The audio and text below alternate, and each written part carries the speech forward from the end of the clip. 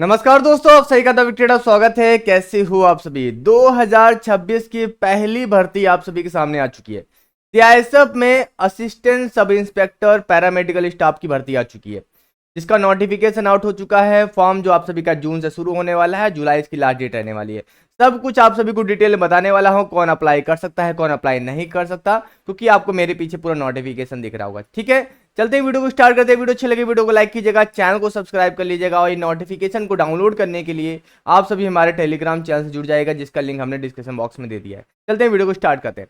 जैसा कि आप सभी को दिख रहा होगा, सेंट्रल इंडस्ट्रियल सिक्योरिटी फोर्स यानी कि सीआईएसएफ में रिक्रूटमेंट ऑफ पैरामेडिकल स्टाफ 2026 के लिए आ चुकी है।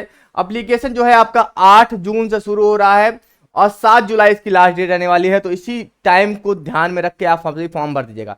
फॉर्म जो आप सभी का ऑनलाइन रहने वाला है, सीआईएसएफ की वेबसाइट पे आप सभी को जाके भरना है। यहां पर अगर आप देखेंगे तो लेवल 5 की वैकेंसी है, क्योंकि असिस्टेंट सब इंस्पेक्टर की वैकेंसी है। 1 स्टार आप सभी को मिलेगा, तो बढ़िया वैकेंसी आप सभी की रहने वाली है। ऑल इंडिया भर्ती है। आप सभी कहीं के भी हो, इंडिया के किसी भी स्टेट से हो, किसी भी यूनियन टेरिटरी से हो, आप सभी फॉर्म भर सकते हो। चाहे मेल हो चाहे फीमेल हो, आप कोई भी हो फॉर्म भर सकते हो। यहाँ पर बड़े बड़े अक्षरों में लिखा गया है मेल फीमेल, मगर केवल एक पोस्ट के लिए अप्लाई कर सकते हो। लिखा द एलिजिबल कैंडिडेट में apply for the only one post, के केवल एक पोस्ट के लिए अप्लाई कर सकते हो, कि यहाँ पर 2-3 तरह की पोस्ट निकल कर आई है। ठीक है, यहाँ रिक्रूटमेंट प्रोसेस कैसा रहने वाला है। देखो, सबसे पहले यहाँ पर आपका रिटर्न एग्जामिनेशन रहने वाला है। सबसे पहले आपका रिटर्न एग्जामिनेशन होगा। रिटर्न एग्जामिनेशन की मेरिट बनेगी, उसके बाद आप सभी का पीएसटी होगा, यानी कि कोई रनिंग नहीं होगी, एक हाइट मापी जाएगी, यानी कि पीईटी नहीं होगा, एक इफिशिएंसी टेस्ट नहीं होगा, कोई रनिंग नहीं होगी, केवल आप सभी का हाइट नापा जाएगा। ठीक है, फिर डॉक्यूमेंटेशन होगा, आपका डीवी होगा, उसके साथ आप सभी का एक टेस्ट होगा। वो टेस्ट है बेसिक वोकेशनल एप्टीट्यूड टेस्ट, यानी कि जो भी ट्रेड में आप सभी भर्ती होगे उसका एक टेस्ट लिया जाएगा। यानी पैरामेडिकल स्टाफ में कई जो पोस्ट भी आपको दिखेगी उसका एक टेस्ट लिया जाएगा। ट्रेड टेस्ट होता है, वैसे एक टेस्ट लिया जाएगा। उसके बाद आपका मेडिकल एग्जामिनेशन होगा। तो प्रोसेस समझ लीजिए, पहला आपका रिटर्न एग्जामिनेशन होगा, उसके बाद आपका हाइट टेस्ट होगा, उसी दिन डीवी हो जाएगा, उसके बाद आपका ट्रेड टेस्ट, यानी कि आपका क्या हो जाएगा पे बीवीएटी होगा, आप सभी का बैट होगा, वो होगा, उसके बाद हो जाएगा। ठीक है, और ऑल इंडिया वैकेंसी है। एडमिट कार्ड आप सभी के सीधा ऑनलाइन आएंगे, तो कोई दिक्कत नहीं है, सारी ऑनलाइन वैकेंसी है। अब कौन कौन सी वैकेंसी आप सभी को दिख रही है। देखो, पैरामेडिकल स्टाफ की वैकेंसी हमेशा आती रहती है, चाहे वो सीआईएसएफ हो, चाहे आईटीबीपी हो, चाहे एसएसबी हो। ये सब कोर्स अगर आप कर लेते हो तो आपको नौकरी इतनी बेहतरीन मिल जाएगी ना, मैं कह रहा हूँ बहुत बेहतरीन नौकरी होती है। हॉस्पिटल कुछ काम नहीं, हॉस्पिटल काम बस है। एएसआई फार्मासिस्ट की वैकेंसी देखा जाए, टोटल 18 वैकेंसी आई है। एक्सोरिसमैन की 2 वैकेंसी है। एएसआई एक्सरे टेक्नीशियन की आप सभी की 1 वैकेंसी निकल कर है, केवल जनरल में, तो कोई भी फॉर्म भर सकता है। एएसआई लैब टेक्नीशियन की वैकेंसी आप सभी की 5 निकल के आई, जिसमें जनरल की 4 वैकेंसी है, ओबीसी की 1 है। तो जनरल में तो कोई भर सकता है, चाहे एससी हो, एसटी हो, ओबीसी, कोई भर सकता है। टोटल वैकेंसी यहाँ पर अगर आप देखेंगे 24 वैकेंसी निकल कर है। मगर अभी देखो, ये वैकेंसियां बढ़ती हैं, तो कभी ये मत सोचना फॉर्म नहीं भरेंगे सर, वैकेंसी बहुत कम है। नहीं, भरना चाहिए, वैकेंसी जो है बढ़ जाती है टाइम के साथ। ठीक है, यहाँ पर आपने ये सब देख लिया, वैकेंसी देख लिया, आपने सिलेक्शन प्रोसेस देख लिया, तो ये सारा सिलेक्शन होगा। और सिलेक्शन प्रोसेस जो है, पेपर वगैरह सब कुछ आप सभी का ऑनलाइन होने वाला है, सीबीटी मोड पे रहने वाला है, और हिंदी और इंग्लिश 2 लैंग्वेज में होने वाला है। ठीक है, ये सारी चीजें यहाँ पर आपने देख ली, कैसे सिलेक्शन प्रोसेस कंप्लीट होगा, सब कुछ यहाँ पर अभी मैं आपको दिखा दूंगा। देखो, यहाँ पर जो जैसे कि आपका जो रिटर्न एग्जामिनेशन होगा, तो आप सभी को जो ये जो उसके बाद जो एग्जामिनेशन होगा, यानी कि आपको जो आपका लिखा है ना बीवीएटी, वैकेंसी के 5 गुना बच्चों को बुलाया जाएगा। ठीक है, तो बाकी पहले तो रिटर्न एग्जामिनेशन निकालो, बाकी चीजें तो हो जाएंगी। फिर आपकी एज देख लो, जो आप सभी की एएसआई एक्सरे टेक्नीशियन की एज है, जो 18 से 28 साल दी गई है, और एएसआई लैब टेक्नीशियन की जो एज है वो भी 18 से 28 साल है। छूट मिलेगी, ओबीसी को 3 साल की छूट मिलेगी, यानी 18 से 31 साल तक, और एससी एसटी को 5 साल मिलेगी, यानी 18 से 33 साल तक जो है वो अप्लाई कर सकते हैं। ठीक है, और जो लास्ट डेट है 7 जुलाई 2026, यही जो होगी आप सभी की सारी डेट काउंट करने के लिए होगी। आपके डॉक्यूमेंट सारे इसी के पहले होने चाहिए, एज भी आप सभी की इसी डेट से काउंट किए जा रहे हैं। ठीक है, तो यहाँ पर सारे आपको छूट वगैरह बता दिया गया है, किस तरह से छूट वगैरह मिलेगी, वो सारी चीजें यहाँ पर है। और डिपार्टमेंट कैंडिडेट को तो वो मिलती ही है, वो तो मिलेगी, कोई दिक्कत नहीं है। अब यहाँ पर सबसे मेन आ जाता है सर, क्वालिफिकेशन क्या होगी। क्वालिफिकेशन में ही तो काफी सारे बच्चे इधर उधर हो जाएंगे। देखो, फार्मेसिस्ट की क्वालिफिकेशन से नाम से दिख रहा है पैरामेडिकल की भर्ती है, तो ट्रेड टेस्ट वगैरह है, तो भाई सर्टिफिकेट वगैरह तो कुछ चाहिए होंगे। देखो, 12 पास तो आपको होना चाहिए, वो तो मिनिमम क्वालिफिकेशन है। उसके साथ आपके पास डिप्लोमा होना चाहिए, या फिर आपके पास डिग्री होना चाहिए फार्मेसी में, ठीक है, सेंट्रल या स्टेट गवर्नमेंट से होना चाहिए। और आपके पास क्या होना है, should be registered as a pharmacist under the pharmacy act 1948, यानी कि आप सभी रजिस्टर्ड होने चाहिए। तो बिल्कुल बेसिक क्वालिफिकेशन है, तो बेसिक क्वालिफिकेशन आपकी होनी चाहिए।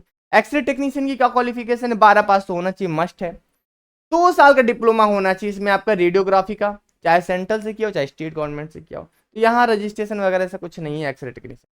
लैब टेक्नीशियन में क्या है आप सभी का, यहाँ पर भी आप सभी का 12 पास चाहिए, 10+2 पास चाहिए, और 2 साल का डिप्लोमा चाहिए मेडिकल लेबोरेटरी टेक्नोलॉजी में, और यहाँ पर कोई भी एनी सेंट्रल और स्टेट गवर्नमेंट कहीं से भी आपने किया हो, ठीक है।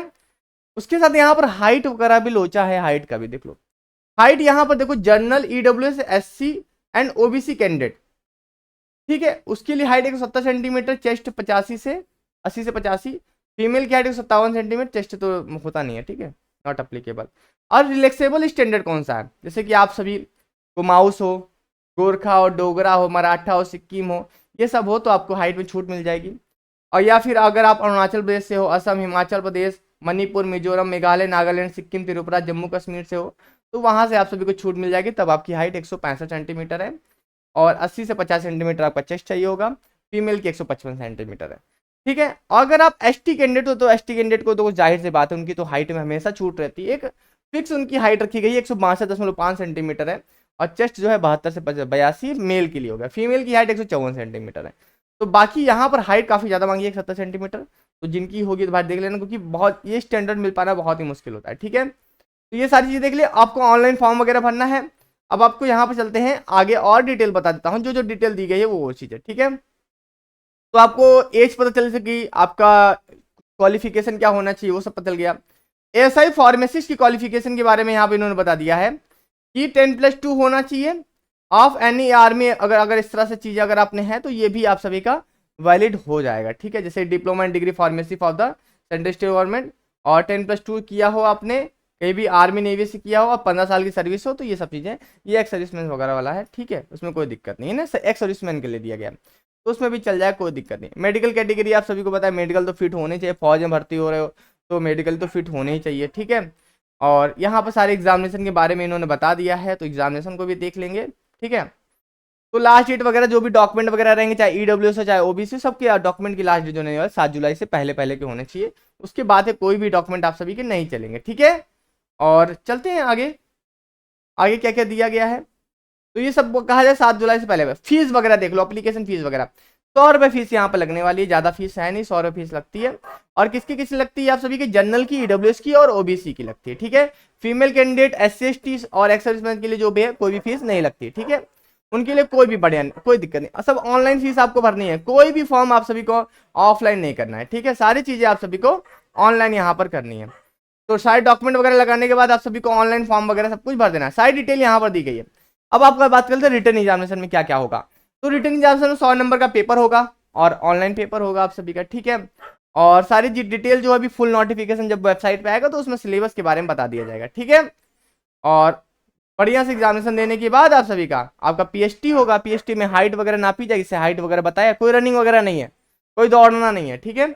और आप सभी का जो टेस्ट हो जाएगा, एप्टीट्यूड टेस्ट हो जाएगा, मेडिकल एग्जामिनेशन हो जाएगा, सारी चीज़ें, ठीक है। तो कोई भी यहाँ पर रनिंग नहीं है तो रनिंग के पीछे परेशान मत हो ना, बार बार कम वो बता दे रहा हूँ, ठीक है।